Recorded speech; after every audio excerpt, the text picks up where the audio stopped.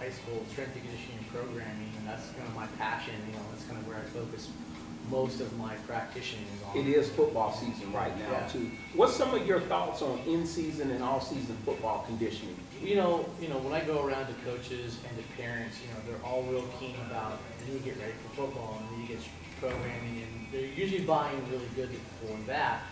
But then when it comes to season, oh, they're too busy, they're going to get worn out and stuff like that. And so they put it on the back corner. Now I have a lot of athletes that do that, and then we have coaches telling me, oh, they're getting plenty of training from their sports development classes and their weightlifting. I don't know if any of you guys have ever walked into those classes, but not a whole lot of work is getting done.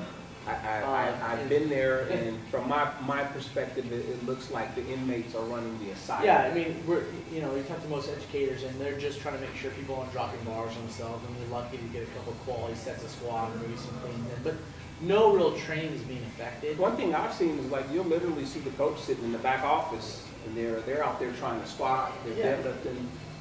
There is no systematic program in place. No, and if there is, maybe there's a bigger, faster, stronger template they're trying to follow, which is not bad. It's just the problem is there's no systematic progressions or anything like that.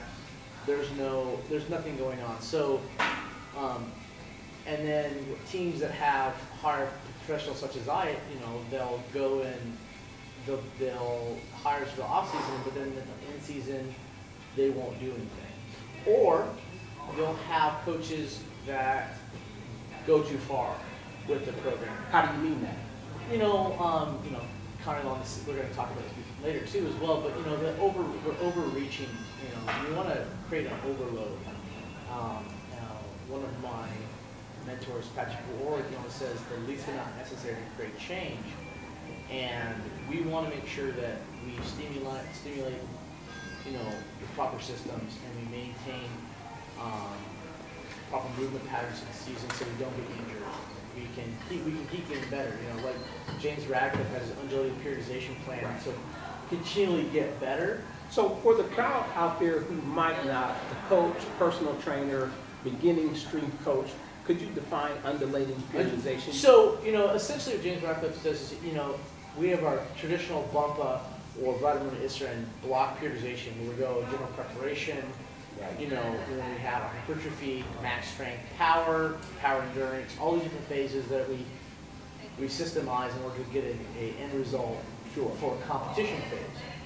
Well, that model is really based off of Olympic sport or World Cup sport, when we have a specific competition phase.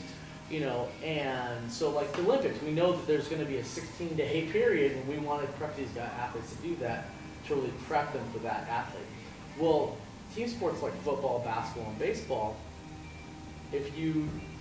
traditionally when you block periodize, you would just do that in your maintenance phase, and you would just not want to degrade those skills. Sure. But we don't want to be in the best possible shape on September 9th when you open your first football game. For high school, we want, I'm from Washington, so December 5th in the Dome is when we want our team in the best possible shape.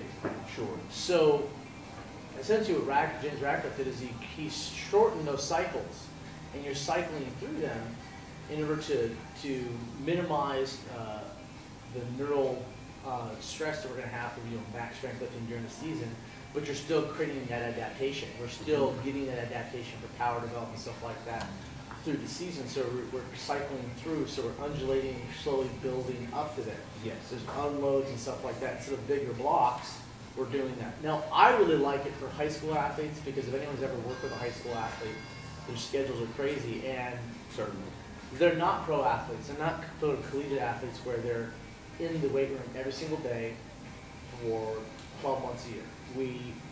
Sometimes we lose athletes. We have a football player we're training for an off-season prep phase, hypertrophy phase, and all of a sudden we lose it for basketball, and they're gone. So if you're only doing traditional block training, and they come back in the springtime and they run into strength, so they're missing an entire phase.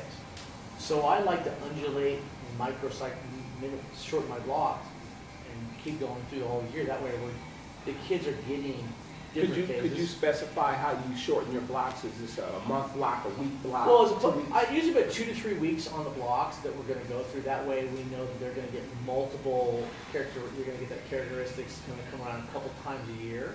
Mm-hmm. That way, you know, if they do go play basketball, they go play baseball, and they don't have access to them during this time, right, that they're still going to get the adaptation for the other sport that they're looking for. Sure. You know, if not, they're not going to get that. So I'm trying to maximize year-long things. So my biggest thing is long-term athletic development. I have lots of kids train with me and sign up for me for years at a time. Not just want to train with me, but they pay for the year because I'm all about wanting to affect change for long term. I have freshman parents come to me. I tell them, this is not for sophomore year. This is for senior year. So we need to train to be the best senior athlete. Right. Because there's characteristics we want to focus on. Too often we're so caught up in the competition phase. We want to compete right away, and we skip steps in order to make them competition ready.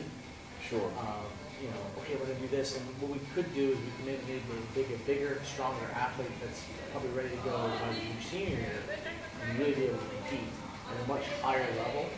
Mm-hmm. And put a finished product on the field that's it's really not finished. No one's recruiting a 155-pound cornerback, you know, that runs a 4.9. We want the 185-pound cornerback that runs a 4.4, but maybe we need to do a little bit more hypertrophy and max strength training and longer load and get more adaptation so that we can actually create that senior. But if we don't, we're constantly breaking them down, stopping the training, and we're never going to get there.